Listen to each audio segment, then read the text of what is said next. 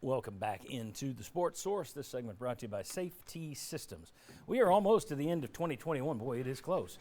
So as we look ahead to 2022, I want you to ask what Safety Systems can do for your business. They can do security systems, communications and state-of-the-art media rooms. They've done that for some of the biggest and smallest companies around. They've set you up perfect. Fire safety systems, they do that. If you got fire safety systems in your building, you're supposed to have those tested once a year. You know who does the testing for you? Safety Systems can do that as well. Call VFL JJ Surlis this week or the week after. VFL JJ Surlis and the team at Safety Systems will take care of you as they have taken care of me in my home for years and years and years. Great people, great company, Safety Systems. Okay, let's welcome in our next two members of the panel to talk football. Longtime sports writer and longtime member of this panel who's been to my right since show number one. Yes. In life and here. Bob Hodge, thanks for joining us. And right next to you, VFL Sterling Hinton. Sterling, thanks for being here, buddy. Glad to be here, John P. All right. Let's go ahead, take a look at what I thought were some surprising signing class rankings. Whenever we get a shot here, 24/7 Sports had Tennessee ranked number 14 in the nation. Rivals had Tennessee ranked number 11 in the nation. When you consider everything that Heupel inherited, the cloud, just the reputation of the program with players fleeing like never before. I mean, you lost more people in the portal than any program, including Penn State after their scandal, Baylor after their scandal. He inherits that. More importantly to me, he had 4 months of dead period when a new coach couldn't even get face-to-face with people due to the COVID stuff. I'm blown away by the fact, and I'm not a huge believer in recruiting rankings. I've said that for many years. But to get where he got, considering what he was up against, I'm wildly impressed, and I think it bodes well for the future. Your thoughts on the job that Josh Heupel and his staff did. Sterling, I'll start with you. I'm excited, man. I got to get those type guys to come here to the Power T, the mighty icon in the SEC. I mean, I'm just saying, get them becoming all that's been going on. I'm excited about what the future of our program looks like, man. I mean, I'm not one that believes in rankings. I don't know how many stars I have when I come out, but I definitely beat out a couple of 5 stars and gold chips when I played. So I get it, but it gets the fans excited.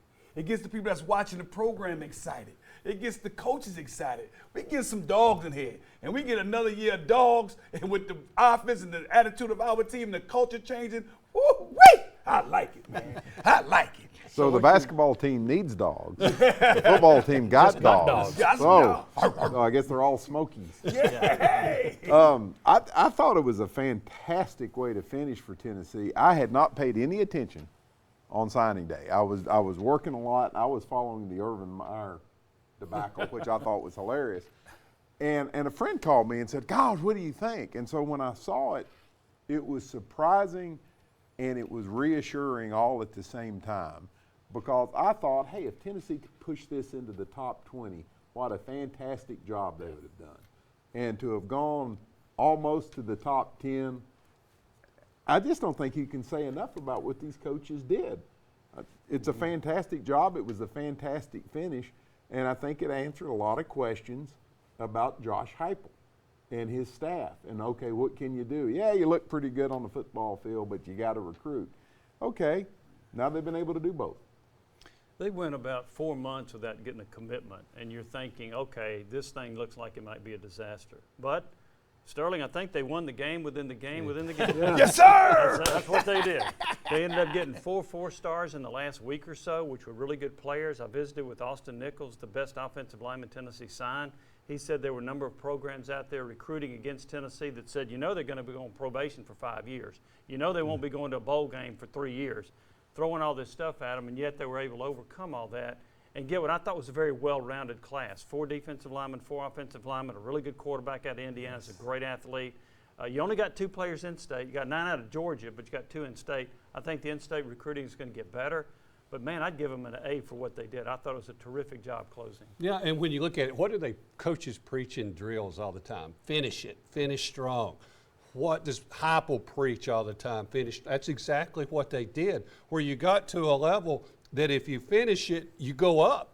And all of a sudden we're talking about it. And then if you have a few backfires like Florida State had, like some other programs had, then it's where you're thinking, boy, we kept saying it's going to come down to how they recruit. You still need to do better. Don't have a 5-star in the class. I'm not a big star gazer either.